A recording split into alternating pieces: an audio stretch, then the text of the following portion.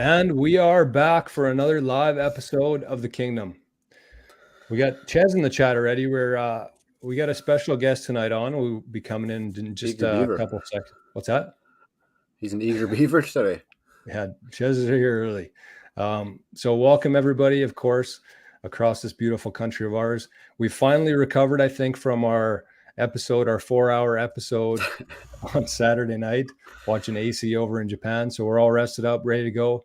We got Matt Lorenz in the chat. He'll be here in a couple minutes. But without further ado, let's hit the countdown. Where is it? We'll be back in 30 seconds.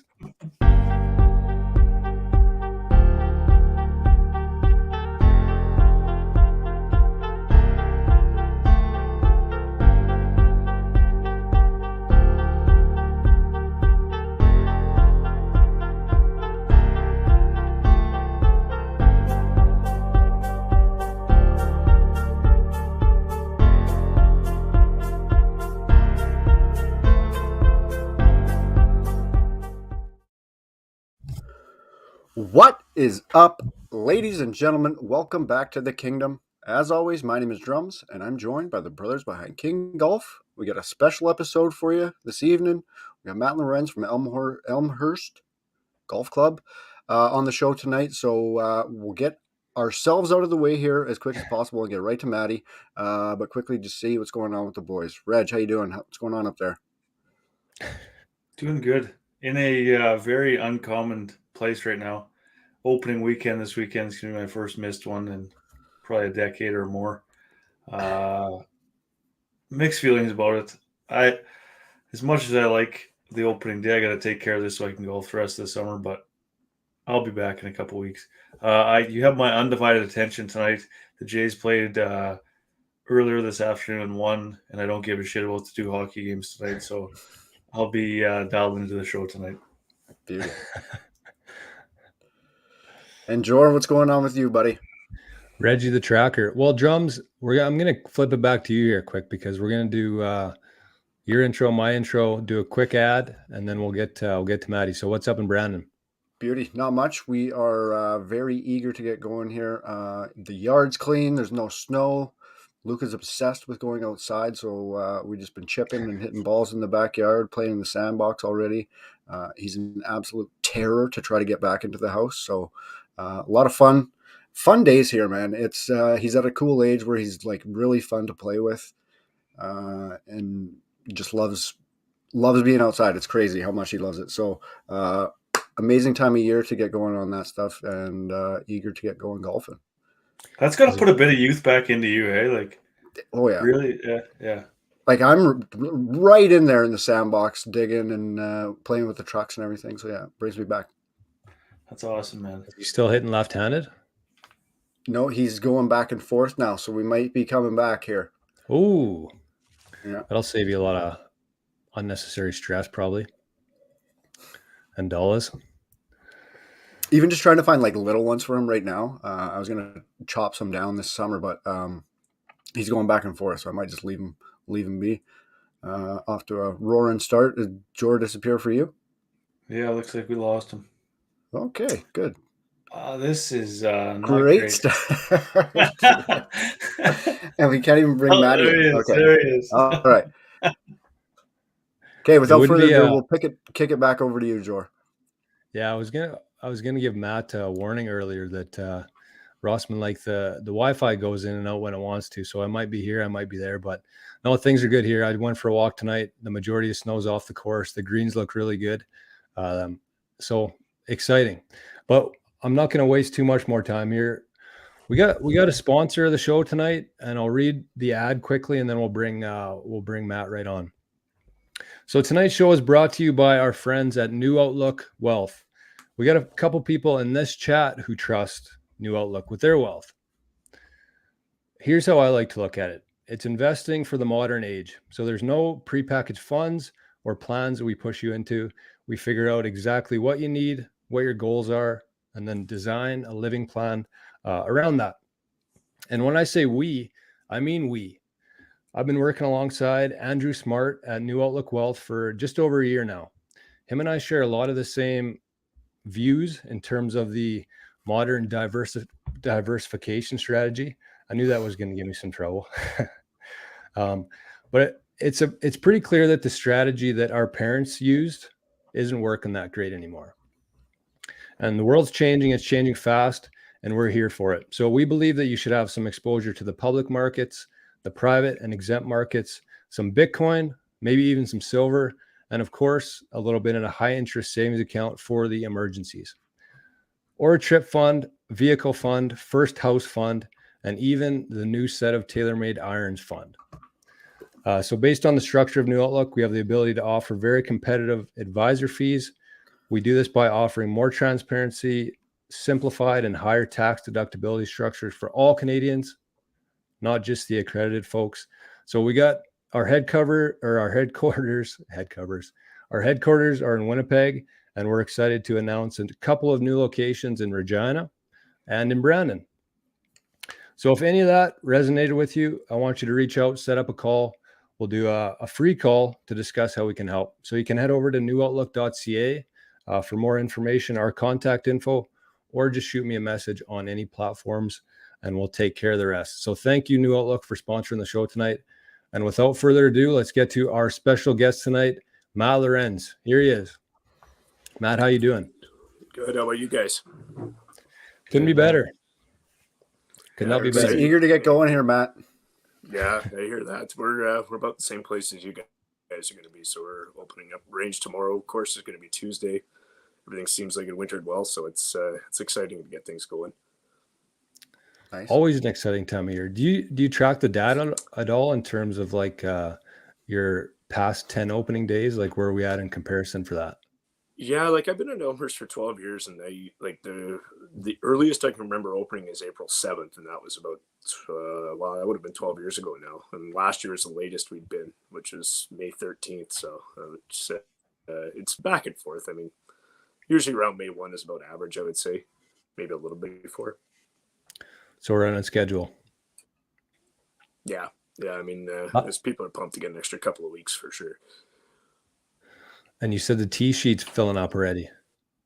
Yeah, it's already packed. We opened up our tee sheet yesterday for the year. I looked about an hour later and just go, whoa, okay, here we go. Yeah, People are raring. yeah. Well, I mean, we've got a full membership, so everybody's super, super active. They're fired up. Been getting texts left, right, and center about everything, so it's fun. Well, that's good. I guess maybe before we get going here, Matt, for the viewers who don't know you, maybe just tell us a bit. You said you've been at Elmhurst for 12 years now, and you got a full membership base out there. But maybe just give us a quick background story of where you started, kind of the journey from there to here, and we'll just start with that and get into some of the core stuff after. Yeah, like I'm Manitoba born and bred. I was raised in East St. Paul, so I was actually a member at Pine Ridge growing up. So my parents were members there when I was a kid. So I was there for a long time. I started working there when I was 15, 16. And at that point, I just kind of fell in love with the golf business right away. Finished school up and decided I didn't feel like sitting in an office for 8 hours a day, and took a job at the Meadows at East St. Paul when it was still open. And from there, I turned pro that summer, and that was 2008. So here we are, how many every years later, 15 years later already. And where I'm at. I was at Larders for a year in there and did some traveling down to Australia, played a bunch of golf there as well. And yeah, the rest is history. Like I say, 12 years flies by at Elmhurst. Did you play much at all as a pro, or just right into teaching and course management stuff? Yeah, like I never had any illusions that I was going to go play tour golf or anything like that. And I reconciled that with myself a long time ago that I wasn't going to be good enough to do that. So, and that's okay. But you know, it's great being around the game all the time still. Do Absolutely. you play quite a bit, or? I try to get out a couple times a week, depending on what's going on at the club. Like we have our men's nights once a week, so I'm definitely going to play there and try to sneak another one in somewhere here and there, and then try to play as many competitive events around the province as we can. Nice. How's the golf down under? I was watching Live Golf on the weekend. Looks like they're pretty crazy about the golf over there. Those guys are crazy about anything you can gather and drink at, so it doesn't. Very true. It's a different level of entertainment down there at a sporting event, I'll tell you. But the golf courses are just outrageously good. Like, I mean, especially in Melbourne in that Sandbelt area where we've got Royal Melbourne and Kingston Heath and those tracks, and it's phenomenal. Yeah, when AC was on, he actually mentioned that was his favorite course he'd ever played, right? Royal Melbourne. Yeah, I believe so. Yeah, He I just think so. said, yeah. Yeah, it's hard to describe. Like, it's Mackenzie designed it too, right? So similar to the same designer as Augusta, and he did a bunch of other courses down there, and they're all just outstanding. It's hard to describe, and it's a different type of golf because you got to be able to run it up. You can't fly it everywhere. It plays so firm, it's crazy. Really? Yeah, I wouldn't have guessed that. yeah, Are the depending on the majority area. right? I guess same as anything, right? Are the majority of courses there that you played kind of alongside the ocean there? Like is Royal Most Melbourne of them, along the ocean? Yeah. They're not. It's probably 5 blocks away from the ocean, so it's okay. close, but it's not right on the water or anything like that. I don't think we touched on it with AC, but I mean, what makes Royal Melbourne so special compared to, say, golf here? If it's not like the views or the layout of it. I would say it's just the layout in general, just how well the bunkering's done, how it sets up, really deceiving to the eye off the tee, especially with how the fairways run off into some of the bunkers and around the greens. The bunkering around the greens is just you can't even describe it until you see it. Got to get there one day. Yeah, maybe I'll get to the worth next it. live It's event. worth it. It's probably why Cam Smith is so good out of bunkers, just nasty out of bunkers. Yeah, True. Adam Scott as well. Very true. Yes, sir. Lots of good Aussies. Jay Day even making a comeback now. Try not to get too distracted with the chat here tonight, but we'll bring up a few messages as we go. If you have any questions for Matt, maybe just fire them in the chat and we'll get to them at some point of the show. But in terms of Elmhurst, Matt, let's talk a little bit about the course because it's a pretty special one. We do our award show every year here on the Kingdom, and Elmhurst is always one or two. And I think that there's a pretty heavy skew towards the Westman courses just based on our audience, but Elmhurst still does really well considering it's a private course in Winnipeg. So lots of high praise here from the people who have played there. But maybe before we get into the course, what are you most excited about this year, Matt, in terms of Elmhurst and the golf season 2023?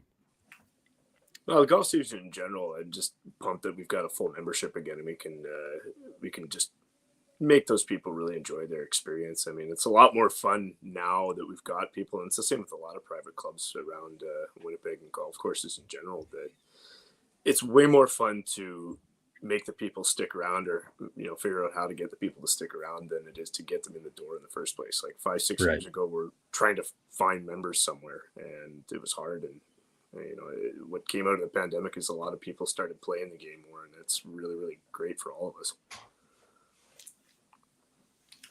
Yeah, we talk about that quite often on here, actually. It's just like the benefit that the pandemic gave to the game of golf. I mean, it's just, you talk to every course, you talk to every guy on here, and their course has been in the best shape it's probably ever been in the last couple of years here because of the funds they're able to inject into the course, right? Because of the funds they've found in the last few years. And I'm sure it's no different at Elmhurst. I mean, I'm sure it's even far and above what we have around here.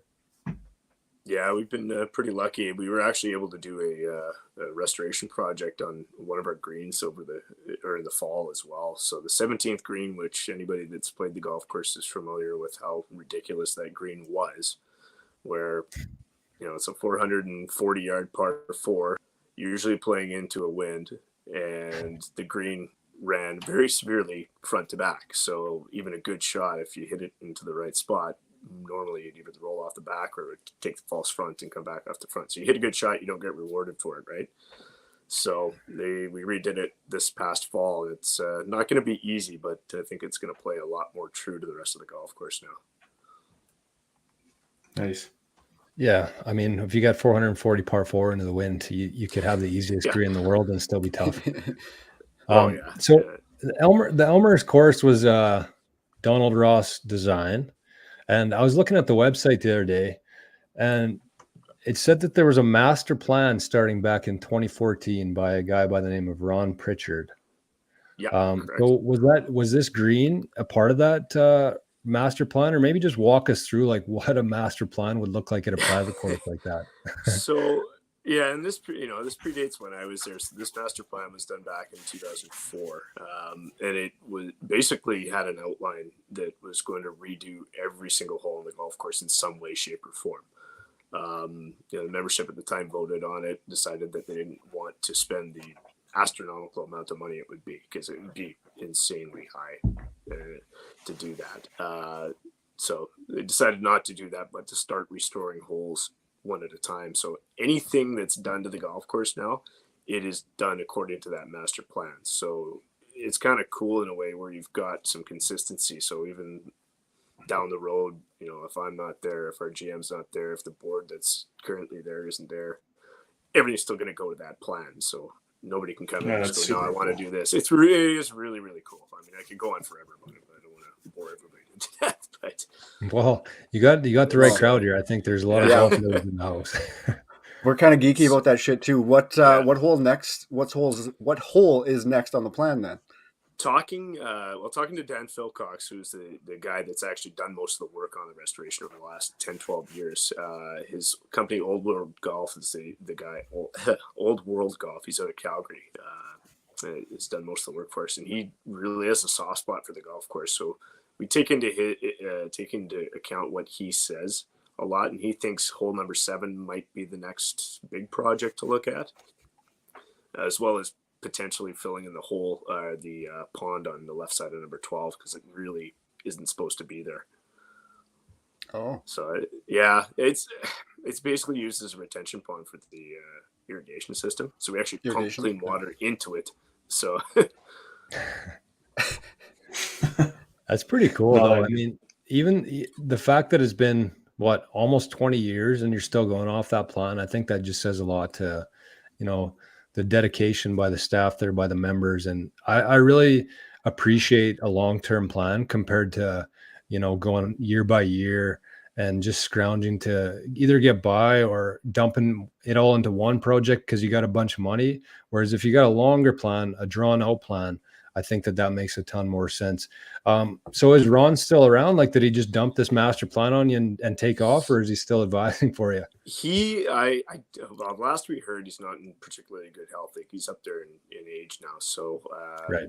At one point, if I want to remember, I think it was when they did the 16th and 18th greens, he was kind of moved off the project at that point. But one of the guys that was originally with him doing the work back in 04-05 was actually part of the company still, so he kind of took over the reins, and now Dan's kind of taking it from him because they work together. And yeah, it's kind of, there's some consistency in it, which is really cool. That is cool.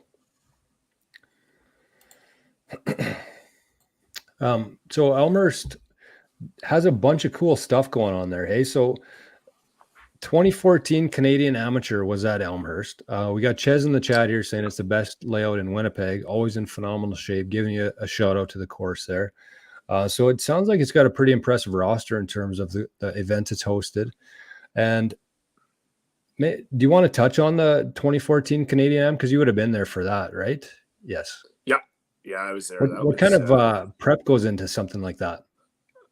Well, I mean, Golf Canada comes in quite a number of times in the year kind of leading up to it, because they want to see the golf course in a certain way.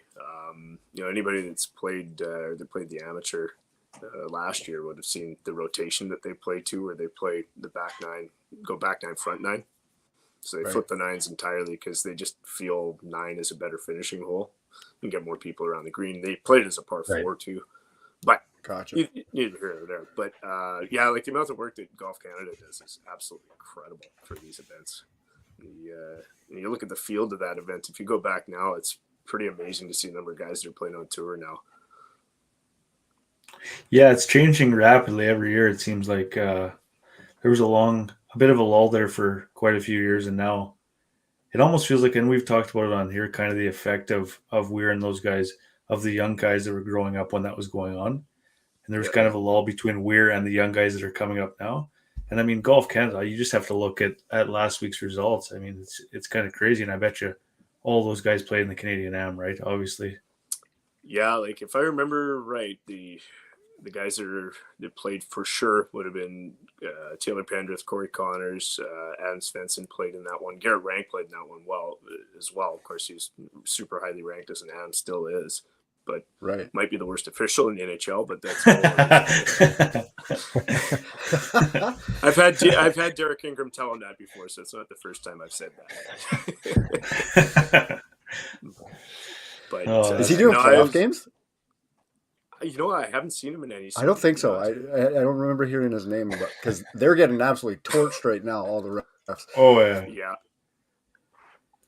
So when DI's home, does he operate out of Elmhurst? I did know his name on the website too.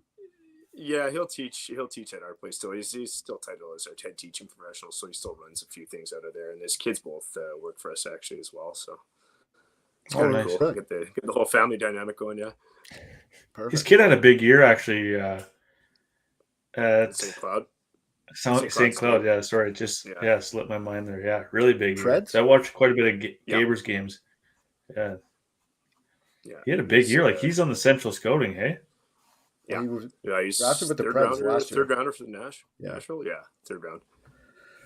So He's grown a ton. Impressive. Yeah, he's grown a ton in the last couple of years too. So he's a little bit of a late bloomer, but he's a tall kid, isn't he?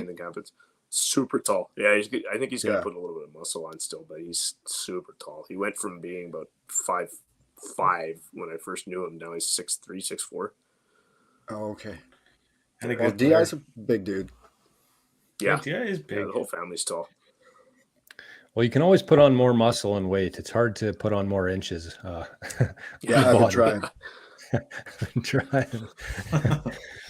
So also in 2014, there was a guy by the name of Aaron Cockerill who won the Elmhurst Invitational. So we should probably talk about AC a bit because we haven't yet. He had a hell of a weekend in Japan. We were up here. I think there was a few guys in the chat that joined us for the live show on Saturday night. It got a little bit out of hand. We went to a beer tasting event before the live stream, which started at 11 and went till about 3:30 a.m. So 3:30, I think. I got home at 4. Yeah. And one of us was stone cold sober up in Dauphin, so it was that's tough. playing dad for the night. Did you take it in, Matt? Or were you sleeping? Tried to stay awake. I tried to. I got through about 15 holes, and I woke up on the couch about 3 a.m. and wondering what's going on. I think Reggie would have been. Yeah, it was, and I think Reggie would have been the same probably if he wasn't on a live stream at the time. So yeah, I was laid back with a blanket over me, but it got pretty tough to stay awake by the end. But man, what a performance! Holy smokes, that's incredible, man! Like the shot that he hit. Well, first off, the 180-foot putt that he hit on 17 inches, and then that bunker shot on 18 was just wild. Like amazing. You know he's right there. I can't believe it didn't go in now after that happens. Like he didn't choke. He didn't do anything wrong. The guy made a birdie off the dirt to beat him. So it was, awesome tournament. Yeah, very cool to see. His progression is just incredible if you look at it over the past few seasons, right? It's just that steady improvement the whole time. The nicest guy on the planet. Amazing guy. No doubt about that. And I mean, that probably stems from, just the culture around there. Probably. I mean, I can't speak for Elmhurst or for DI, but we've had DI on the show. We've had AC on the show. And I remember that one thing that stood out to me, what Aaron said was he just wants to be 1% better every day. And I think that mentality, that longer term focus. And I mean, if you look at his progress, it almost is like a 1% increase every event. So Matt, I guess maybe just give us your thoughts on AC, your experience with them and what it's going to take. I don't think it's going to take a whole lot now, but to win the first one, like what does he need to do? Yeah, it's funny. I remember when I was working at the Meadows, he'd won one of the Manitoba juniors there. And I feel like he worked at Golf Town at that time when he was a kid. And one of the guys came into my shop and you should see this kid from Toulon. He's unbelievable. Like, oh, yeah. And all of a sudden, you see him just start winning. and just he was that much better than everyone in the province at that time, right? And it's just so cool to see it.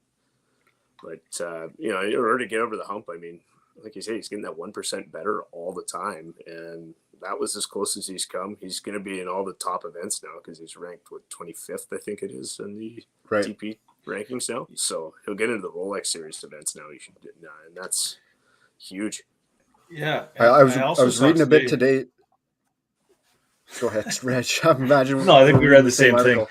If he gets into the top 20 and he gets into the British Open as well, which would be massive. I think if he would have won that event, he would have been in the British Open, right? Like an auto exemption. I don't know that. I know that it's top 20 top 25 with 5 guys already in that have like qualified. So it's just the rankings for those next 20, I guess. Mm-hmm. But yeah, so he's battling for that. That'd be amazing to watch too. And it said that cuts off at like in June or something, right? Yeah. So yeah, that's exciting. It's funny that I was going to ask you before when you were at the Meadows. I was going to ask you if the junior was there, because I only played that course once, and it was actually for the junior when I played there. Because me and AC are the same age, so. Oh, okay. So yeah, that would have been probably 08 or 09 then. Yeah, I would say so. Yeah. That would have been grade 10 or 11. Yeah. How'd you finish, Reggie? I don't remember. Obviously not good. I can't say for sure, but I think that was my best one ever, maybe. But I don't even remember Meadows. That was a little bit before my time too. Did it shut down? Yeah, it closed just before the pandemic year, actually. Oh yeah. And really? It was sold for real estate, and the shareholders at Martyrs own that land as well, so they reinvested it back into their clubhouse and a few things here and there. Makes sense. Okay, well, let's shift gears a little bit here. Reggie, or do you guys have anything else you want to talk about Elmhurst? I'd like to, I really would. I'd like to talk about the Elmhurst Invitational and just how much value it carries right now, and to add the 2 junior divisions to get the exemption into the nationals. I mean, that's incredible. How does that? It's awesome. I mean, the history, like to go back in the history of the event a little bit too, like John Moulton, who's a member of ours, started the event originally in 2004, and since I've been there, the club has taken over for running the event for him. I look at it as a pretty big source of pride. I love the weekend myself. Like, I think it's one of the most fun weekends to do all year. But again, kind of that 1% thing, we try to make it better and better and better every year. I mean, obviously there needs to be more amateur events in this province, and the Prairie Scratch guys are doing a really good job getting more events out as well. I've said that for years, that we've needed more amateur events. One of the reasons I turned pro was just to play more competitive golf. But it's hard to describe how much that event means to me personally, but we try to make it better, and being able to add the junior divisions this year, and the Colinellos. If you guys didn't know, Alex Colinello started Baco. So all those ball washers, all that, it's like a massive, massive company. So really? So anywhere you see a Baco ball washer, which is all over the planet, it's from Winnipeg. Right. And, wow. And he started that company. And so him and his wife were both members at Elmhurst. And so it's a really good symmetry to kind of use that foundation that Golf Manitoba is running in their name to bring some more cachet to the event. That's amazing. It's incredible, man. It's so cool. It's good to see stuff like that. I mean, like you said, the province needs more stuff like that, and it's awesome. There's two ways to get into it now, which is great for Manitoba. Yeah, absolutely. And it's Golf Manitoba has been a big help with us as well since we had the Canadian Am. To be able to use that spot for the amateur and now the junior divisions, it's pretty cool. And so Jared has done some great work there. Yeah, that's awesome. How booked up are you for lessons for the season? Do you how often do you do them? I mean, I got a 5-year-old at home, so with a little one running around, how much you want to spend some time at home too. Yeah. For sure, I teach as much as I'm willing to give up on the schedule. So it does get pretty busy. And, my associate Brianne, she absolutely kills it with the women's stuff and the junior stuff. It's unbelievable how busy she is as well. Yeah, oh, sorry, go ahead, Trevor. No, I was just going to say, is that usually a pretty good indicator of how the game's growing in terms of lessons and people booking lessons? Because you said a couple of years ago that the membership base at Elmhurst wasn't full, which is kind of a surprise to me. Just based on the last couple of years, I kind of assumed that all these private courses in Winnipeg have been sold out for years. And so I'm sure you've noticed the progression through that, but does lessons have any ties to that in terms of new people getting into the game? Yeah, I think so, and I think there's a demand for it. I mean, I'm getting emails left, right, and center from people that are just starting to take up the game. And I just almost don't have enough time to take everybody from outside plus the people from club too. Right. I mean, it's a great problem to have. No kidding. Well, Reggie, did you have a follow-up for that? No, that's okay. It's just great to see. Okay. Matt, you mentioned the Prairie Scratch Tour, and we got a new segment on the show called Fix Your Divots, where we talk about our biggest pet peeve, and people send in their biggest pet peeves on the course. So we got this segment specifically sponsored by Prairie Scratch Tour. So Reggie's going to do a little ad read for them, and then we're going to talk about Jordy Lutz's pet peeve, and then we'll get one from Matt. So give her hell, Reggie. Yeah, so our newest segment, Fix Your Divots, is now brought to you by Prairie Scratch Tour, golf, but better. The Prairie Scratch Tour is created by the players for the players. The mission over at Prairie Scratch Tour is to provide competitive, high-level, and above all else, fun golf tournaments, which, as we just mentioned, is much needed in Manitoba. It's a great thing that they're doing there. They're doing their Spring Classic at Steinbach Fly-In course May 13th to 14th this year. Registration's open until May 1st, and the first place check is a cool $1,000. So I'm sure that'll pique a little bit of interest in the chat here. If you'd like to learn more information about the Prairie Scratch Tour, head over to prairiescratchtour.ca. They have a great website with tons of info on the schedule, membership benefits, and also how to register on the events. Make sure to follow their Instagram as well. Super cool account. I mean, it's one of my favorite follows now, actually, with the flyovers and everything like that. Mm-hmm. At Prairie Scratch Tour for updates, news, and other announcements. We'll be putting the links to all these below in the description so you can follow or find them there. And most of all, we'll be tracking the Prairie Scratch Tour all summer, and we look forward to it. And it's a great thing happening in Manitoba right now. It is. Big shout out to those guys for doing that, for putting all that time and energy into organizing.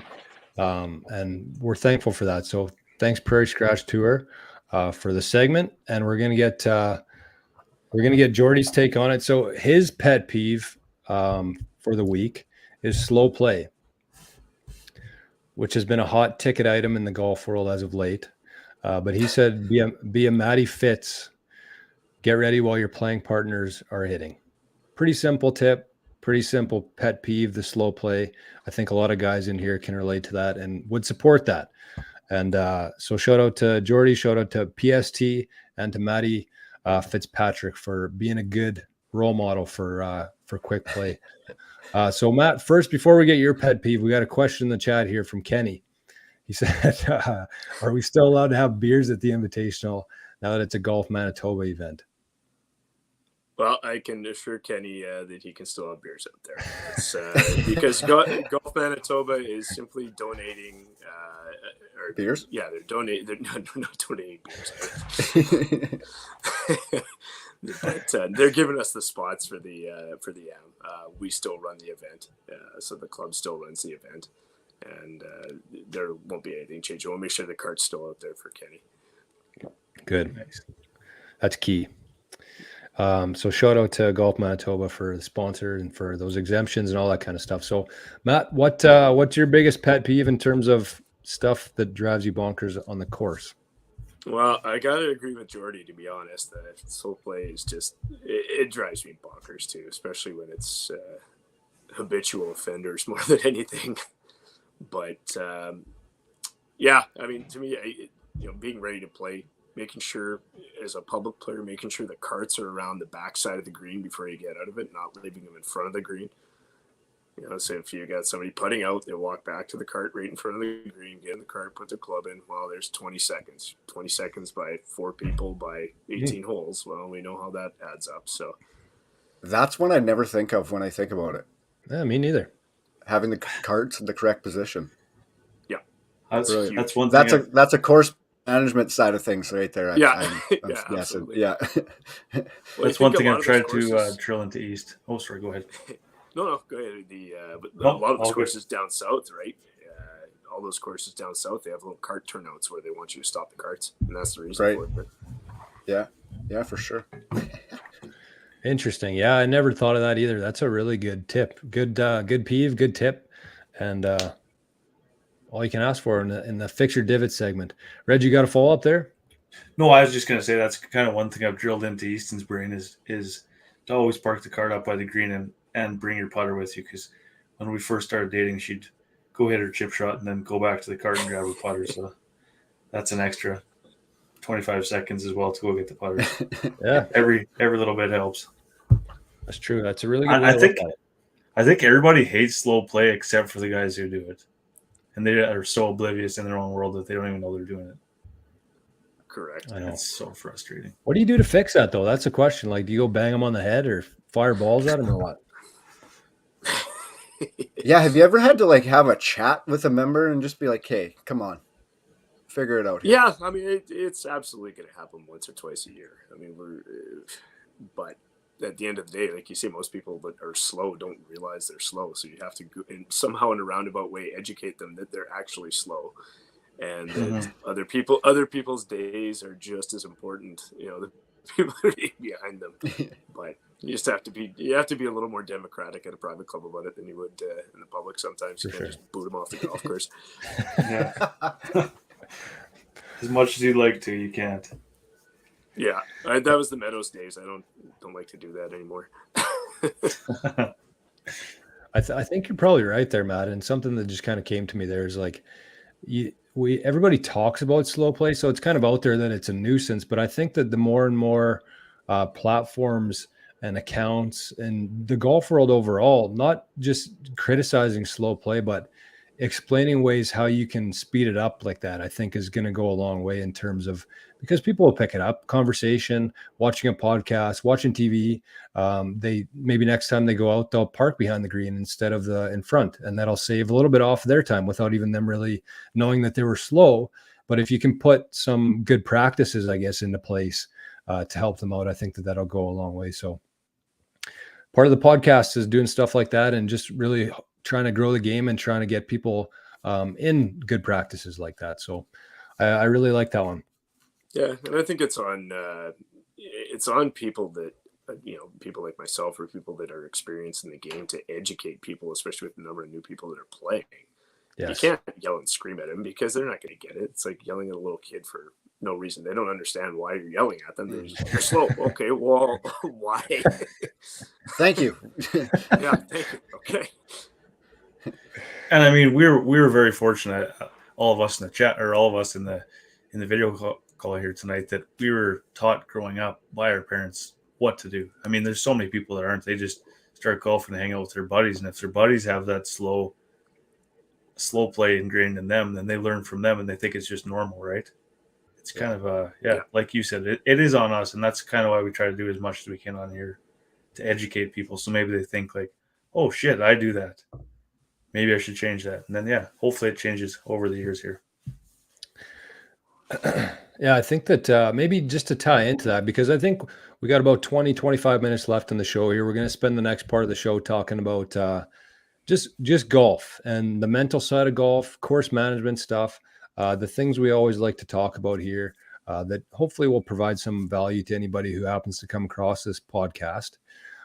So maybe tying into that, because Reg mentioned that growing up, we were taught to play. What did Dad say, Reggie? Rush between shots, take your time before you go to hit it. Right. Yeah. And so that's kind of how that was ingrained in us growing up. But in terms of maybe we'll just throw a few things out here, and Matt, you can kind of give your thoughts on it, and from your experience through the years, what your take on it, and if you have any advice. But the first one I want to bring up is the pre-shot routine. And my theory on it is like how you arrive at the course. If you're running late, I believe that has a trickle down effect into the rhythm of your entire round. And I was listening to Zen Golf. I've been listening to the audiobook Zen Golf, and the author, he said that it has a lot more to do with the actual pre-shot routine itself. And he said that players who don't take, he's a big proponent of the breath stuff, but players who don't take a deep breath right before they approach the ball, that actually carries forward into their rhythm, and they're quick, right? And so just let us know maybe what your thoughts are on the pre-shot routine, and if you have any advice, or if you're focused on the breath work at all, or if that's just a Zen Golf kind of thing. No, I honestly feel like that. I think that's something I do if I actually think through my pre-shot routine. I think it's where I heard it from originally was what like snipers and what archery guys do. That's so important. Yes. To steady your hands, right, when you're aiming at something. So anybody that hunts obviously knows that too. But like I think that's where it stems from, and I think that's absolutely correct. But pre-shot routine, you got to be able to do the same thing every single time. It's got to be simple. It's got to be a full practice swing. Something that drives me nuts is the pre-shot that is like a half swing. Well, what are you actually rehearsing here right now? but and if you talk to a lot of coaches, they'll talk about having two boxes. You've got your think box, which is behind the golf ball. And then as you step into it, you're into the play box and you're thinking about what you're aiming at and your shot at hand, picturing the shot, visualizing the shot. And I think if you can make both of those really efficient, one, you're not going to slow down, and two, you're going to have hit better shots overall. I think Ches, he's in the chat. He compares it to stepping up into the batter's box when he goes to hit the ball. So it's probably the same kind of thing there, hey? Absolutely. What do you usually tell people if you're setting them up with a pre-shot routine, or you just kind of let them figure it out, or do you do any sort of work with that? Yeah, I mean, and looking at Kenny's comment there, with new people, it's super important to get something into their minds that, okay, it's got to be a simple thought. It's got to be pre-shot. You don't want them to slow down and have 10,000 thoughts in their head before they're pulling the trigger, right, because then it goes back to your slow play issue. But yes. With new people, I just try to tell them, okay, this is your swing thought. This is all I want you to think about. Let's keep this simple. Get it, start enjoying it. And if they start getting that into their pre-shot routine, and you can tell that they're doing it every time, then okay, maybe we'll add a different step to it. So I think for anybody of any level, if you're trying to rebuild a pre-shot routine, go one step at a time. Don't try to redo the whole thing at once. Yeah, that's a good point, because you're probably always going to fall back into those old habits if you try to change too much. Yeah, absolutely. Yeah. Reggie Drums, you got some questions? Do you find that pre-shot routine is like, where do you think it's the most important? Like I personally find it, and maybe it's just because I have one for my driver and other shots that I don't even realize I'm doing it, but I find that if I'm struggling putting, I feel like that's where I really get away from it. And also I find, and it is what it is, but if I'm playing with new people, or I'm playing with people who you've never golfed with and you kind of want to impress them, like you almost want to speed up your pre-shot routine just to get it out of the way instead of taking your time. I find I do that anyways. And then like maybe George saying, like I get out of rhythm, and then that's probably what it is. But do you have any tips for that? Like how just, I guess comfort wise, how to be more comfortable on the course? Yeah, I mean, I think having a pre-shot routine that isn't terribly long is going to help that too, right? So as long as you know it's not some ridiculous routine that you're going through, like we've seen some people, that's huge. But just reminding yourself simple thoughts, again, deep breath right before. That's something you can do every time, and it will settle you down, especially with new people. I know what you're saying, though, when you're playing with a bunch of people and you're not really sure what their thoughts are, so you just want to kind of get out of the way. Mm-hmm. Yeah. And definitely the game suffers for it, for sure. Like it's tough to get it back at that point. It is, yeah.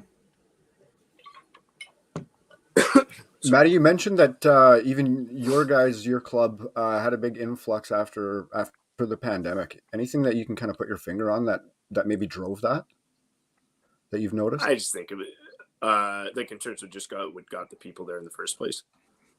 Yeah, like you mentioned that you were lower on the membership side, and then coming out of the pandemic, you were back to full capacity again.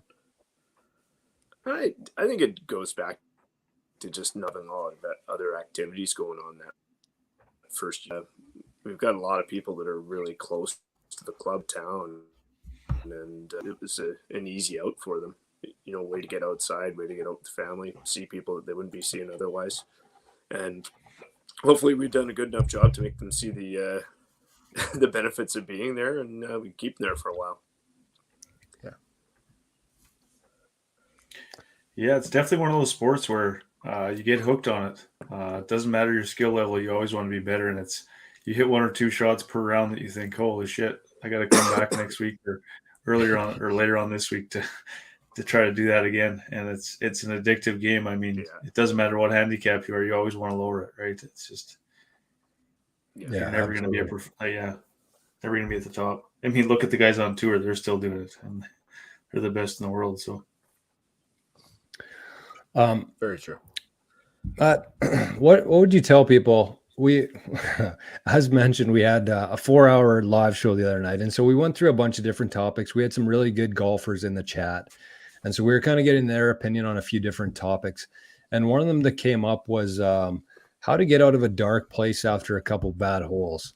Like, what would you tell somebody who is a decent golfer, but really gets trapped, I guess, in a dark spot after a couple bad holes, and how do you advise them to kind of recover from that? Like, what's your process on that?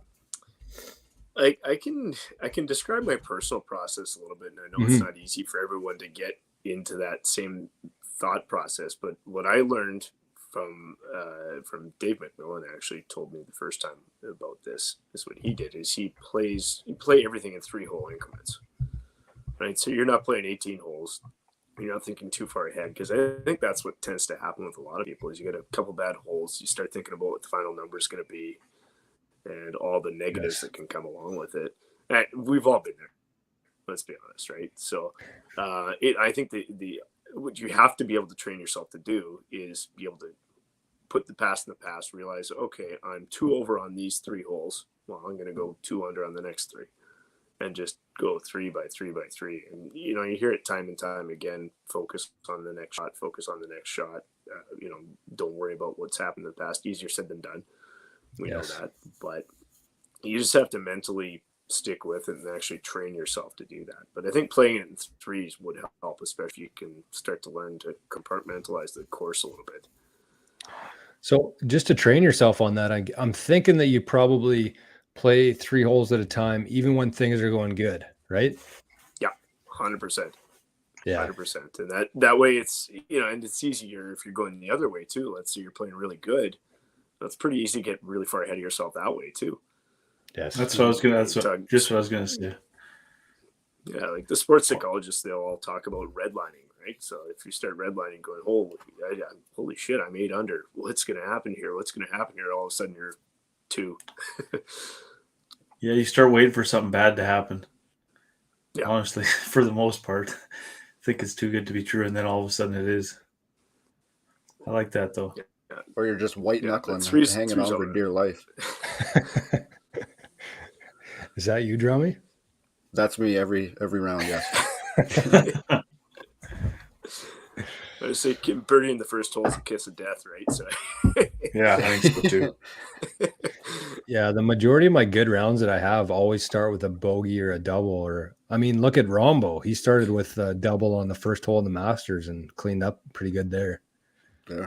Just goes to show how if your own anxiety can make things so bad so quickly, and then once that's off, it's easy. Well, easy, but yeah, the first hole of golf tournaments is absolutely insane.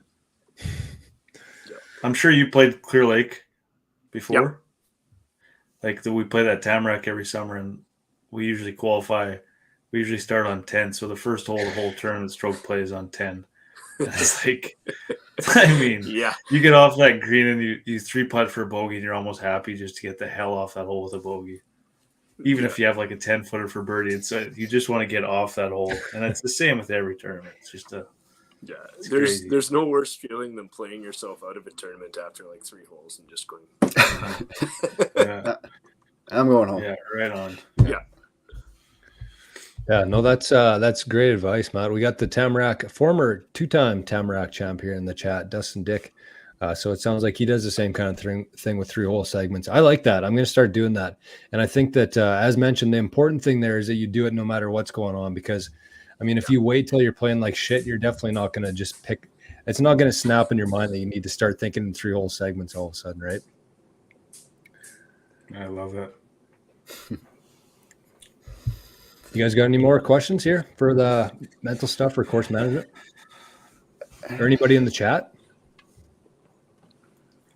I got one more here, and this is something I've struggled with for a lot of years. I'm slowly getting better at it, and I don't know what I really credit that to, but what do you usually tell people who come to for lessons or for advice for how to get off the tee? Because, you know, there's the classic story in golf is I was striping them at the range, and then it does not translate to the course at all. So do you have any tips for like the first tee anxiety, or even any tee box anxiety, and, you know, hitting the driver a little bit better? Yeah, I think it all stems back to how you practice as well. I mean, if we've all been to the point where we're on the range and just flailing away, and then you realize I'm not aiming at anything. I'm not trying to hit a certain shot. I'm not, hitting balls for the sake of hitting balls, and that's it. Anybody that has tee box anxiety, that's something that they have to really commit to practicing on the range for sure, or wherever they have the chance, even in the winter if they're in a simulator. If you think about it, once you're in a sim, you're just in a little box. So if you can picture that box aiming you down the fairway on the first tee, block out everything else, then there's a chance you're going to start hitting better shots. There's no magic bullet, for sure. I mean, you've seen everybody, guys with driver yips. It's scary to see, but who was it on tour? Just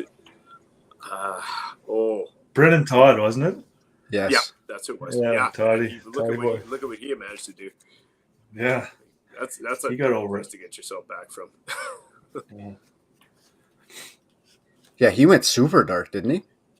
Oh yeah, couldn't. Yeah, he had the yips off the tee, like he couldn't even pull a club back. That's crazy. I'm not that far, but I should be that far with how my driver acts. Yeah, it's a crazy game, honestly. When all's said and done, it's a crazy Who's excited game. to play golf now? Yeah, no, just put a damper on it. I'm trying to get you guys dampered because I'm so jealous. I can't play, so I'm going to bring you guys down YouTube to my level. videos for 4 hours after this. Get me jacked up again. Okay, well, we'll do some scenarios here, quick scenarios, and then we'll do some rapid fire, and we'll let you go, Matt. So first one here, if you had, what advice would you give to somebody who's like a 3 to 10 handicap, trying to become a scratch golfer? What would you tell them to do? Putt better. Putt better? Putt better. Short game. Yeah, because if you start making more putts and chipping it closer, your numbers are going to drop way faster, especially in a better, a more skilled player. So how does one do that? You just have to spend way more time practicing. And the answer nobody wants to hear. Yeah, really, there's no way to get yourself better at short game without practicing it. You have to. What do you think of his aim point? It's a tough one for me. My personal opinion is I've always been a pretty good green reader personally, so I don't find I need it. Maybe I'll make more putts if I did spend some more time with it, but I think it really helps the players that use it and use it well commit to their line, and they're really getting themselves in the right headspace to make putts as well as being real sure with the aim. So the more sure you are about the line, the better stroke you're going to make on it. So right, with the confidence. I think there's absolutely some merit to it. I'm probably maybe too arrogant to actually do it properly. I'd probably make more putts. But. Oh, here's a question from Sean in the chat. He said, weight or line, what's more important for making putts? Well, you're not going to make anything if you don't have the right weight. Obviously, we want to make sure to get everything past the hole. That's a tough question, though, because it's such a blend on whether you've got a decent stroke or not. I mean, the guy that has good weight but their line's bad, they can, if they cut the putt, then obviously it's going to take a different line than somebody that's got a good stroke with perfect.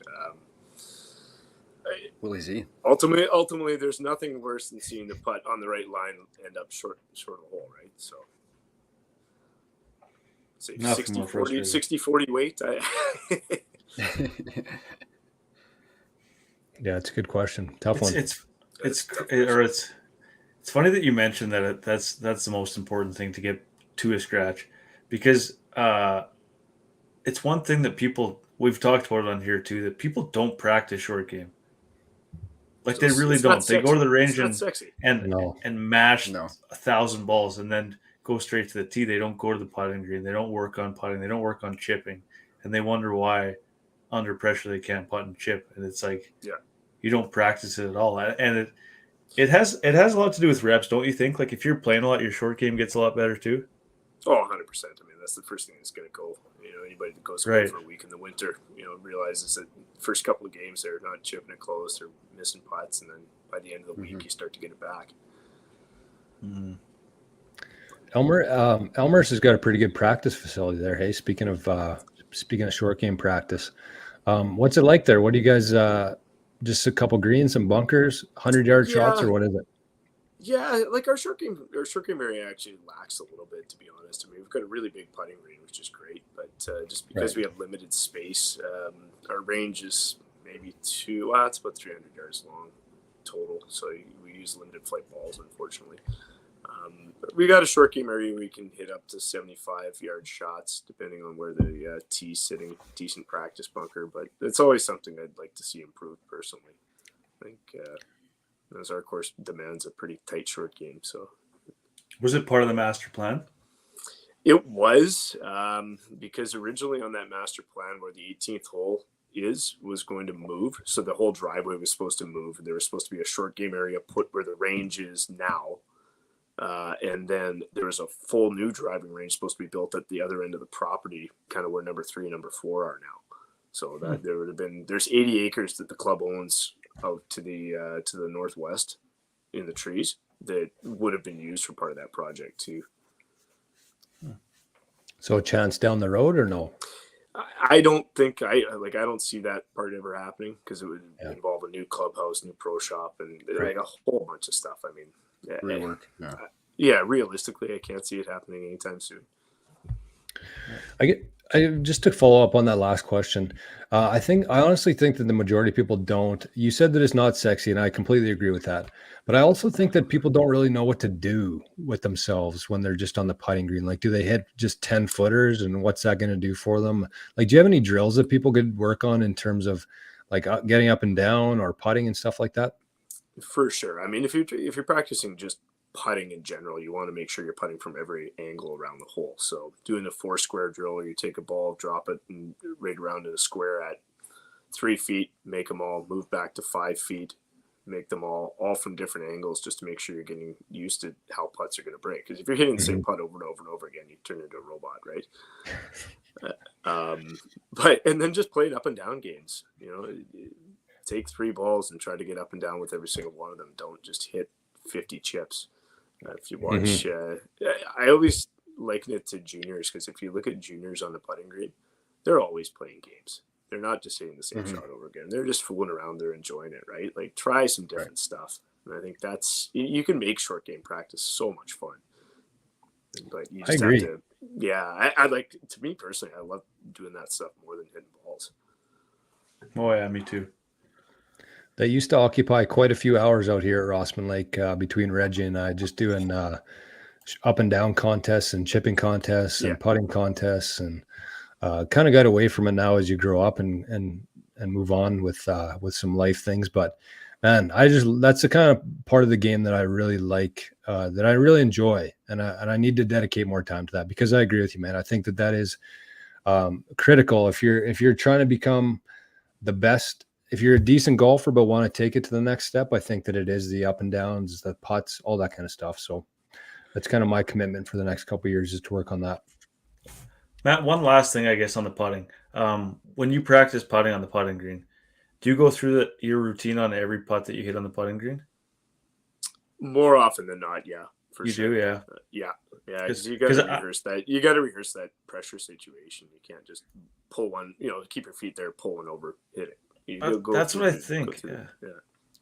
Because like you look before tournaments and guys are on the putting green and they just have like 3 balls and they're just like you said hitting the putt, dragging the next one over, hitting the putt, dragging it over. And that's not really simulating anything that you're going to be doing in the next 18 holes at all, right? Yeah, I mean, and there's different levels to warming up for a tournament like that too, right? So if you want to start grooving your stroke, if you even look at on tour when they're showing guys on the putting green, you got Jordan Spieth, he's using a putting line or something like that, and that's getting his stroke grooved for the day. Then he'll move on to hitting situation putts. So Right, okay. random practice and block practice, etc. So you've got to be able to change it up, but make it fun. Right. I also think those pros don't really need to have their pre-shot routine drilled into their minds at that point by the amount that they play in practice. Whereas guys who play once or twice a week, I think that's a little more important to kind of refresh that before a round, just with that kind of pre-work, I guess, involved in it. So 100%. I mean, guy rolling in from the parking lot 10 minutes before his tee time, he's thinking about work. He's got to get into the right headspace. Mm-hmm.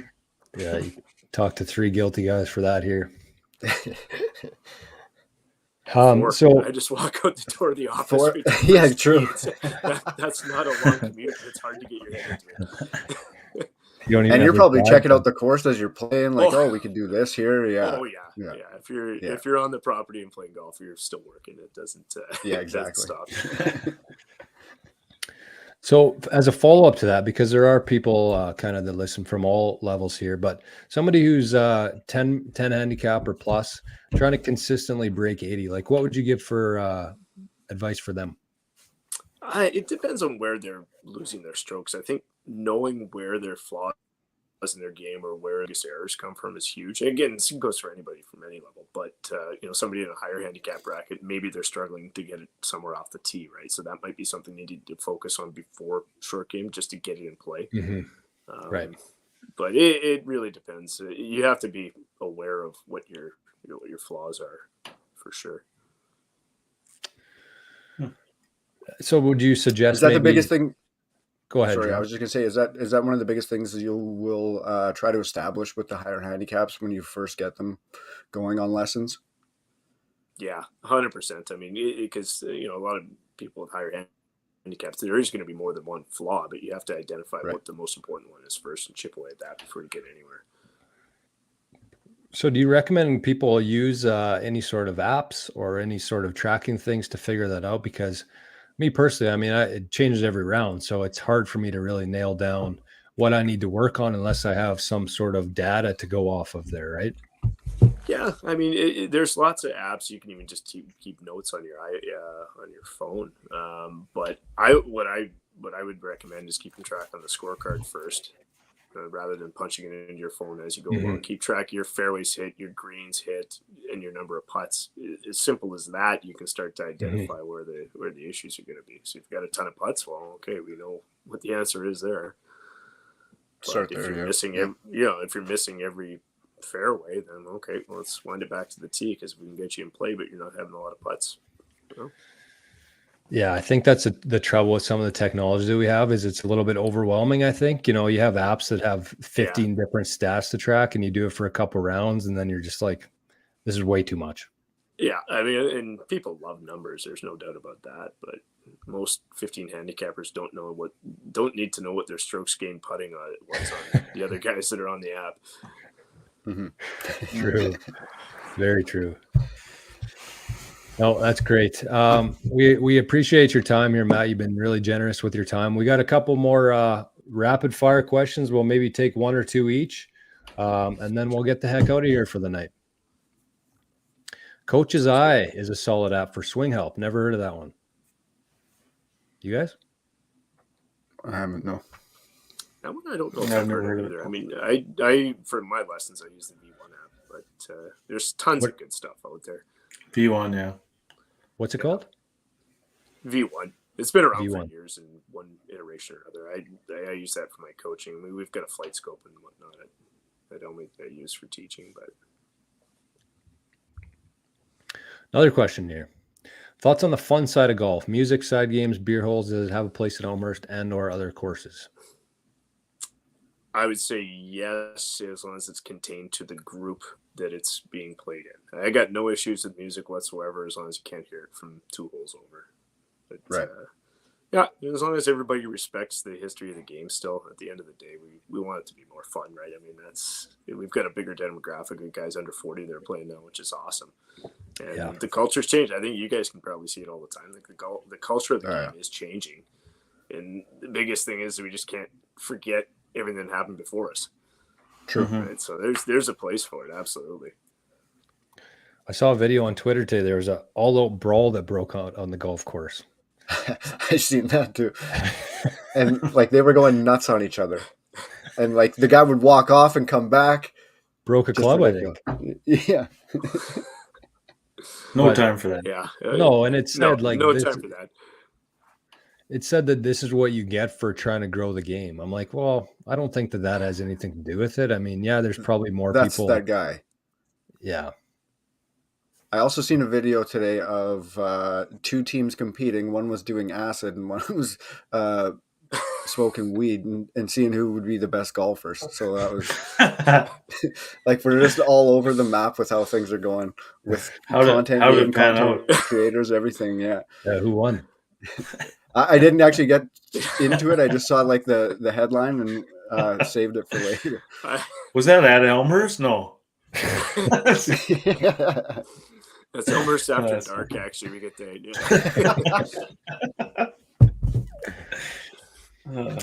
Yeah, we can thank Happy Gilmore for everything that's happened in golf ever since that movie back in the 90s. Okay, let's start the rapid fire here. Drums, what do you got first? First off, we got what's your favorite piece of advice that you've ever received? Favorite piece of advice I've ever received related to the golf swing or in general?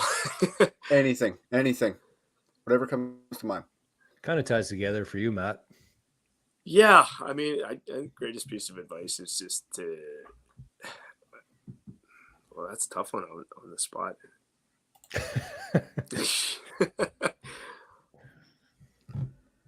I think I don't know from a golf swing perspective, because it's the easiest thing in my mind, is just something with my right elbow. Make sure your right elbow is tucked in, and that's one of my pre-shot routines. Kind of bring it back to that. Just make sure my right elbow's in the right spot. And it's when something goes wrong in my golf swing, it's always my trail arm first. So that's that works. That's interesting. That is interesting. Patty Law, I think his answer to that was something about feet work, maybe. And it's interesting to hear him say feet and you say elbow. And most guys you talk to who aren't professionals don't really think about any of that when they're hitting the ball. So I think that's a golf pro piece of advice. But I guess, do you have any drills for that? Like I've seen the one where you kind of tuck something into your back arm, right? Is that the one? Yeah, I think a lot of people kind of have a little bit of a misconception on how it's supposed to work, right? So one of the best things you can possibly do, is kind of hard to show in this, but make a curl position with your trail arm, and then all you want to do is isolate your wrist and be able to turn your wrist without turning your arm. So if I'm turning my elbow and rotating, that's not what we want to see in the setup. We want to see it curl position, turn your hand on the club, and it gets your arm in that right position. So just out, and then like you're shaking hands, and rather than turn your entire arm, because you want your you want your pit of your elbow to be facing out. You don't want it to be pointed behind. Right. So that just gets you in a good setup position. We've had a couple of wrist cracks 5 times. What's that, Reggie? As my wrist cracks 5 times trying to. Oh boy. Oh, okay. I think he did a live demo of the aim point last time he was on. Yeah, right? he's trying to. Yeah, he tried. It's working still for him, so it is absolutely. It just I can't wrap my head around it. I can't get it to make sense in my mind. I can't figure it out. I need like aim point for dummies. Somebody to come and walk me through this shit. I also can't get over that putt didn't drop on the first playoff hole. Now that we're talking about AC and aim point, holy God. He tees off in an hour. tomorrow, right? Were they in I think Singapore two this week? things. I honestly have Yeah. no idea. Yeah. They're a day ahead of us, aren't they? He's in where are they? Korea? Yeah. Yeah. Yeah. That actually Hopefully south. just to follow up on that AC thing, like two really good takeaways, I think, for AC, and I'm sure that he's aware of this. And I mean, just from my perspective of watching AC, is like that bunker shot he hit on 18 to get up and Clutch. down. That was so clutch. And just the fact that he's in the playoff hole and he hits the hole, because that just kind of goes to show where his level is at right now in terms of confidence, comfortability out there. And I think that that's big going forward, because a lot of guys, like if I were to hit that putt in the playoff, like I'm missing a foot left probably. So the fact that he even got it to the point where it was so close to going in, I think that just shows how close he is to winning, I think. Mm-hmm. Yeah. He looked like he belonged there, right? Mm-hmm. Yeah, That's for what sure. I mean. Yeah, exactly. Yeah. Even the bunker shot on the 18, I mean, you almost hold it. Like, Unreal. Which is nuts, because he was. That's me. I would have hit a spectator in the head. But he kind of had the tournament almost like in his hand, and then he hit that not a great shot, his approach shot into 18, but it takes some stones to recover after something like that. So it was good to see. Reggie, rapid fire. What's next? Sorry, I was just checking. He does tee off right away. It Does is he? tonight. I thought it said the 27th on his Instagram, but he might have just had the wrong date on there. Read better. What's the smallest piece of advice that has the biggest impact on golfers in general?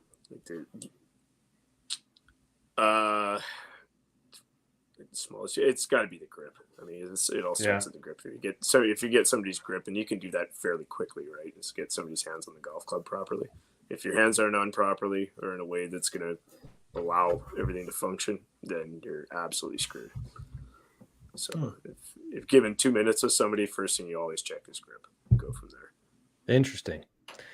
If somebody is just starting golf and doesn't have access to Elmhurst and the lessons like that, is there some place you would recommend them going, either like YouTube or a book or anything, just to kind of show the different examples as a visual of how they should be holding their hands?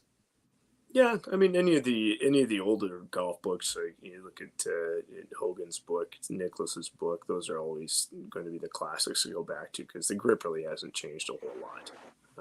There are some good explanations out there on YouTube, but there's also people that throw different ideas out just for the sake of getting ideas out there. So it's you got to be really careful when you're talking YouTube golf guys. Yes, I know. I remember DI once said YouTube and Golf Digest had put more money in his pockets than any other outlets. Yeah, people that's try a and DI line for sure. Yeah. DIY. Yeah. Yeah, do it yourself or Derek Ingram, one of the two. My question that I have is, what's the number one course on your bucket list? Because I've seen that you've been out to Cabot. Was that the? Yeah.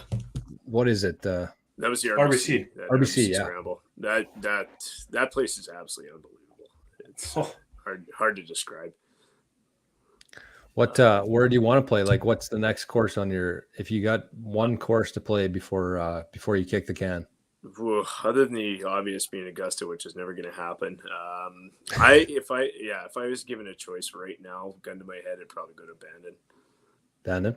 Yeah. Like after seeing Cabot and thinking, okay, well, there's another place that exists that's kind of like this. Like that's pretty cool. It's just a different experience for golf, especially from being for the prairies. Yes. And they just bought more land in Colorado, right? Where they're going to put another 6? Cabot? Yeah, I think so. No. For Bandon. For Bandon. My buddy actually he went to Lethbridge for his superintendent to get that, and he worked at Gosser Ranch, which looks like a disgusting course, like just to get his hours in. And he sent me a Snapchat the other day. He was out in Cabot, St. Lucia. Oh, that new one. He's had some crazy course that he's worked on. Like I'm not convinced that he'll ever get to places like that again. But yeah, that place looks nuts. That new Cabot. Well, and they bought Worldwoods north of Tampa too, and they're redoing that. I think it's called Citrus Farms. I think they're They have Citrus Farms. Yeah. That was already a really, really cool piece of property. So it's going to be unreal when that place is done. Jeez, those, like you said, it's hard to describe those courses out on the East Coast. Like, yeah. Man. Elmhurst has a touch of Cabot, doesn't it? Wasn't there some architects that worked on the restoration part of Elmhurst from Cabot? Yeah, like Riley Johns, who him and Dan Philcox used to work together. He did some work at Cabot. He's done work he did that Winter Park 9 in Orlando as well. And he was, I believe, Really? he was out at and I think he was out at Point Grey before this too. I can't remember now, but he's been all over the place. He works with Keith Rebb. He's a pretty big name guy down in the States, so he does a ton of projects with him now. It's unreal. Drums. One more. Okay. What you Last one for me. This one's a little lighter side. We'll step away from the golf. Who do you got winning the cup? Oh, I got to go with Boston still, unfortunately. Sorry. They lost tonight. I know. Did they? I just saw that pop up on my screen. Yeah, They went 3-2 now? But 3-2 for them, they've been the best all year. Like, unbelievable how good they've been. Bergeron hasn't Matty played yet in the Tkachuk playoffs, scores. so Yeah, true. I guess Matty I'm betting Tkachuk, with the my head villain. instead of my heart. Yeah, you and me both, man. And the only bet I've won the entire playoffs is when I bet on the Leafs. So I don't know. Yeah, that's tough to do because you never really know what you're going to get with those guys. Drum. Quick rapid fire for you. Are the Leafs going to close it out tomorrow? Yes. Yeah. Yeah. Wow. Okay. Well, you Hopefully you're right. heard it here first. I hope you're right too, man. Leafs fans, as much as I don't care for the Leafs, or their fans are a little bit nutso sometimes, I think that they deserve it at this point. Like, you guys have been through a pretty rough ride here. I think if the media would shut up about the Leafs, I think people would enjoy their That's team the a lot more. worst part. That's the Yeah. worst part by far. Yeah. You got two networks that's riding their dick nonstop. So Yeah, True. Matthews. They It talk about makes what them kind of easy to cereal hate. Matthews had this morning. yeah, it makes them so easy to hate. Get over it. Oh yeah, yeah, because they're a likable team, but yeah, the media just man, it's True. tough. Gross. Reggie. Matt, what's the second best course in Manitoba in your opinion? Ooh, We know what the that's a first tough is. one. Yeah, I've got to say Clear Lake or Falcon. It's kind of 1A, 1B for me. Falcon, eh? I've never been out Falcon there. is tight, man. Like I told you guys after I played there, it's Yeah, you liked the it more shades than of that Granite. course. Oh, way more. Not even comparable to me, but Really? yeah, it's incredible. But I played Granite after like a huge rainstorm, but like Falcon was just like mint, like absolutely mint everywhere around the course. Falcon or Oh, Elk. It's hard. It's hard if they cut it to tournament conditions, which doesn't happen too often. But if they get those greens shaved, it is There's some hard and long. There's some too. tough holes. Yeah. Yeah. That one is like isn't it like 240? The par 3. Yeah. Yeah, so like over the water, and there's the one. Yeah. Yeah, there's the one long one in the bush. It's like 240 or something from the back. And then there's another par 3 that plays over 200 over the water to that little postage stamp on the green. It's number 8. Yeah. I played that par 3, the 240 one twice, and it was into the wind both times. Yeah. Oh boy. So, yeah. Driver. Can I hit driver? Yeah. I've hit drivers before on par 3s for sure if the wind's high enough. Yeah. Quick question here before the final question of the night. Dusty Dick says developing the clock system with short game is a great way to make a guy able to shave strokes and make you hit at the right yardage. Do you do any stuff with the clock system there for short game? 100%, and I think it's great if anybody's got any access to indoor golf in the winter. To me, I find if you can work on your wedge game in there and get a feel for what every distance is, that helps massively, and then you can associate that with the clock system as well. It's like, okay, 66 yards, I got to take it here to here on the clock. Great, and then you know your number as well. It's That's Yeah, interesting. but it's fun to try to smash it as hard as you can too. So. Yeah. If I'm paying an hour, I'm hitting 30 drivers for sure. Yes, right. exactly. No, The that's only thing I guess the only thing less sexy than practicing putting is practicing your wedges indoors in the winter. no kidding. But it Hit does little give you 40-yard pitches. Yeah. it does give you something to keep in your mind, though. I find that helps me a lot if I have something that I can relate to when I'm hitting a golf shot, right? It's something either positive or something that I can think back to. And if you do that enough, I think that it almost ingrains into your brain, and that's a good way to translate to the course. So I think that's really good advice from Dusty and Matt. So the last one here. What's the best golf book out there that you've read? Because you talked about Hogan, you talked about some of the older ones, but what's the best golf book that you'd suggest people pick up if they're trying to enjoy the game more? I love the Bob Rotella books still. I mean, from a mental side of things, I think those are still some of the best books that have ever been written golf-wise. I think it can help any level of player too, and it will make them have more fun. Because if you can realize that at the end of the day, that's why we're out there, and you can leave the past behind you when it comes to golf, and you enjoy yourself a lot more. Yes, absolutely. And that translates into better golf as well, right? Yeah, exactly. And you're enjoying it. Yeah. Yep, 100%. Is that you're never going to see anybody play an angry round of golf? No. Been there. Doesn't work. Not well, anyway. No. Is that golf is not a game of perfect? Is that the Yeah, that's the original one, and then there's the follow-up to that as well, which I think is actually better because it expands a little bit on the concepts from the first one. And he even admits in there that he didn't write the first one properly because he left out some keys. Really? Yeah. What's the follow-up book called? I guess I could just Google it, but I was gonna say I've got it around here somewhere, but it's out of reach.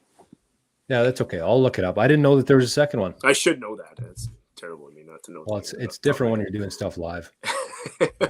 Do you follow John Sherman at all? Like the practical golf guy? I've heard the name a little bit. I haven't followed him that closely.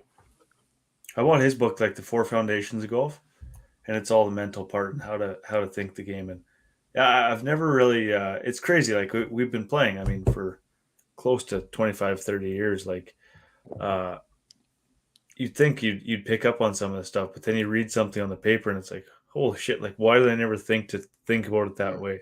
You know what I mean? Until you see somebody like that, and obviously he's put a lot of years into it, and so is that Bob Rotella, right? So yeah, Di actually wrote a book or co-wrote a book that came out last year as well. There it is. Yeah, there you are. Yeah. What's it called? We should have bumped I him have up it too, but just for Sports people Psych listening. for winning golf. What is it? Sorry. Sports Psych for winning golf. Right. Lots of cool cartoons in there too. Yeah, this is a good one.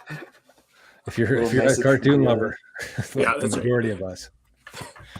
It's funny. We used to Easy to follow. My favorite part of the books used to be the 10 pictures in the middle of all the biographies and stuff. So I couldn't wait to get. Yeah. Mine still are. Is it How Champions Think? Is that the book?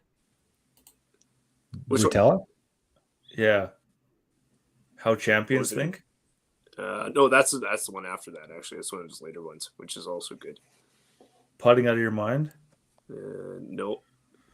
Like any of them are phenomenal. Golf is a game of confidence. Make the next shot your best shot. These are all his books? He's got a ton. The Unstoppable Golfer? The Golfer's Mind? No, keep going. Wow. He's got a lot of books, man. He does. I still think his first 2 are the best, though. Like, was this guy good at golf? Or is he just a sports psychologist? Psychologist, yeah. Gotcha. Yeah, he goes into a lot of 15th analogies. Club? That's the one. Yeah. 15th club up here. The mental? Yeah. Yeah. You know what it's called, Reggie? 15th club? Yeah. I'll have to buy that and never read it. I like audiobooks though, and one thing I've started doing lately is especially before the Masters, I'll just put one of the 6-hour Masters rounds on before bed, and pretty easy to fall asleep to that. But golf audiobooks also do a really good job of putting me to sleep. So I'll check that one out. But any final thoughts here, fellas? What's that? I think that's a roaring endorsement of a book. Puts me to sleep. Well, you listen for 5 or 10 minutes and then you just backtrack when you get up. Yep, absolutely. Nothing to follow up. Just a huge thanks, Matt, for coming on and hanging out with us for a bit. We don't usually get the Winnipeg perspective of things, so it's awesome to get that side of the province as well. Likewise, enjoyed it. Yeah, flies by here. Hour 25. That's great. Yeah, holy crazy. Hey, I know. Tell us about it. We've been going on about 2 hours every episode by complete accident, thinking we got nothing to talk about. But no, just to mirror what Drum said too. Really appreciate you coming on, man. Followed your work for a while now. Obviously, you got things trending in a very good direction at Elmhurst. I mean, it's voted on a Westman focused golf podcast, the #1 course in Manitoba. Year after year, it's up there. You see all the guys who have played there; they got nothing but good things to say about it. And keep doing what you're doing. Really appreciate you coming on, man. Oh, thank you. Yep, I agree. Everything. Matt, we'll have to get out to Elmhurst sometime very soon. None of us have ever played there, and I think that we have to at some point. So we got a couple buddies who are members there, and maybe we're hoping to get out there this summer. So appreciate you very much. Yeah, doors open. Okay, I love that. And like I said, been very gracious with the time, especially this time of year with ramping up for the season. So we appreciate it a lot, and hopefully we'll have you again sometime soon. And good luck with the opening, Matt. Appreciate it. You guys have fun. Okay, thanks, Matt. We'll talk to you soon. See you later. Are we wrapping up here, or what are we doing? I think so. Yeah? Yeah, I should probably wrap her. Okay. Well, that was Get her in the wrapper. That was quite man. Awesome. I just love that. I love that kind of stuff. Anytime you can learn something new, whether it's from mental side or even like the course etiquette and the pace of play there. Just love that. So shout out once again to our sponsors of tonight, Prairie Scratch Tour, New Outlook Wealth, and of course, Matt Lorenz for gracing us with his presence tonight. So Drums, take us out of here, brother. We're out of here. Again, thanks to everybody that also tuned in and contributed in the chat. Shout out to you guys. Everybody, we got AC in about 45, 50 minutes here. So if you're up, make sure you tune in. Might be another hell of a week for our boy. See if we can get another 3 a.m. finish on a Saturday night. There's nothing better than that. I'm not going to lie. I had a blast doing that. Yeah, it was fun. Hopefully we can do it again. That's it for this week. We'll see what we got in store next week for you guys. But that's it. Peace out. Love you, boys. Later. Hey, boys. Love you, fellas.